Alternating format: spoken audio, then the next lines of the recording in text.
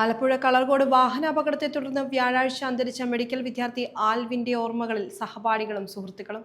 തിങ്കളാഴ്ച വൈകുന്നേരം ആൽവിനെ സുഹൃത്തുക്കൾ സിനിമയ്ക്ക് പോകാൻ ക്ഷണിച്ചെങ്കിലും ആദ്യം ആൽവിൻ നിരസിച്ചിരുന്നു. തുടർന്ന് കൂട്ടുകാർ നിർബന്ധിച്ചപ്പോൾ കൂടെ പോവാൻ തയ്യാറായി.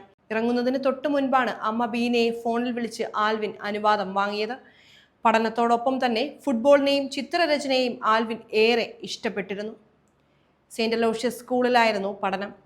നാട്ടിലെ ഫോർ അവർ നൈറ്റ് എന്ന ക്ലബിലെ അംഗമായിരുന്ന ആൽവിന് കൂട്ടുകാരെയും വീട്ടുകാരെയും ക്ലബും വിട്ട് ദൂരെ പഠിക്കാൻ പോകുന്നത് ചിന്തിക്കാൻ പോലും കഴിയില്ലായിരുന്നു. ആൽവിന്റെ ആഗ്രഹം പോലെ തന്നെ വീടിന് സമീപമുള്ള വണ്ടാനം മെഡിക്കൽ കോളേജിൽ പ്രവേശനം ലഭിക്കുകയും ചെയ്തു. കോളേജ് കോമ്പൗണ്ടിലെ ഫുട്ബോൾ ഗ്രൗണ്ട് അടിപൊളിയാണെന്ന് കൂട്ടുകാരോട് ആൽവിൻ പറഞ്ഞിട്ടുണ്ട്. അച്ഛൻ വിദേശത്തു നിന്ന് വരുമ്പോൾ കൂട്ടുകാരെയും കൂട്ടി ഹോട്ടലിൽ പോയി അവർക്ക് പ്രിയപ്പെട്ട ആഹാരം വാങ്ങി നൽകുന്നതും കൂട്ടുകാരുടെ വീടുകൾ സന്ദർശിക്കുന്നതും ആൽവിന് ഒരുപാട് ഇഷ്ടമായിരുന്നു. അതുകൊണ്ട് തന്നെ ആൽവിന്റെ കൂട്ടുകാരെല്ലാം വീട്ടിലെ അംഗങ്ങളെ പോലെ ആയിരുന്നുവെന്ന് പിതാവ് കൊച്ചുമോനും മാതാവ് ബീനയും പറയുന്നു. നീറ്റ് പരീക്ഷയിൽ ഉന്നത വിജയം നേടിയ ആൽവിനെ എടത്തുവ ഗ്രാമപഞ്ചായത്ത് കേരളോത്സവത്തിൽ ആദരിക്കാനായി ക്ഷണിച്ചിരുന്നു. എന്നാൽ ആൽവിന് എത്താൻ കഴിഞ്ഞിരുന്നില്ല. മുത്തശ്ശിയാണ് മൊമെന്റോ വാങ്ങിയത്. ചെറുമകന്റെ അവസാന വിജയഫലകം കയ്യിലേന്തിയ മുത്തശ്ശിക്ക് ആൽവിന്റെ മരണം താങ്ങാനാവുന്നതിലും അധികമാണ്. ആൽവിന്റെ ഇടത്തരം കുടുംബത്തിന് മെഡിക്കൽ പഠനം വലിയൊരു ബാധ്യതയാകുമായിരുന്നു. അതിനാൽ സർക്കാർ മെഡിക്കൽ കോളേജിൽ മെറിറ്റ് സീറ്റിൽ പ്രവേശനം നേടുന്നതിനായി 1 വർഷത്തോളം കഠിന പരിശീലനം നടത്തിയാണ് നീറ്റ് എൻട്രൻസ് എഴുതിയത്.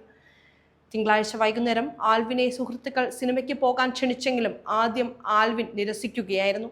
തുടർന്ന് കൂട്ടുകാർ നിർബന്ധിച്ചതോടെ ഇറങ്ങാൻ തുടങ്ങുന്നതിന് തൊട്ടു മുൻപാണ് അമ്മ ബീനയെ ഫോണിൽ വിളിച്ച് അനുവാദം വാങ്ങുന്നത്.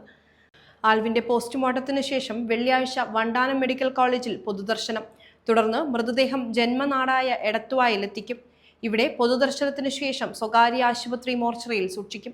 ഞായറാഴ്ച വൈകിട്ട് തലവടിയിലെ മാതാവിന്റെ കുടുംബ വീടായ കറുകപ്പറമ്പ് വീട്ടിലെത്തിച്ചതിനു ശേഷം തിങ്കളാഴ്ച എടത്തുവായിൽ പള്ളിക്കൽച്ചിറ വീട്ടിലേക്ക് കൊണ്ടുപോകും.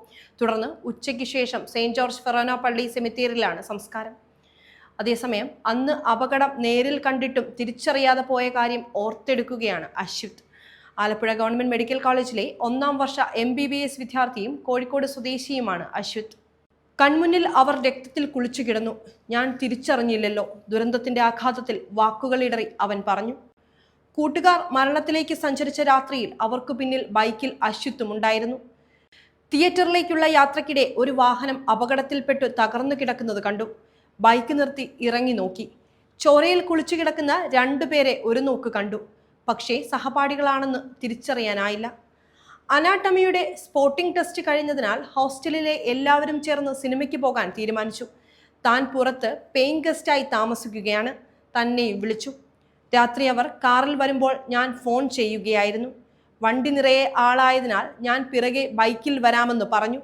കാർ ഏതെന്ന് കാര്യമായി ശ്രദ്ധിച്ചില്ല.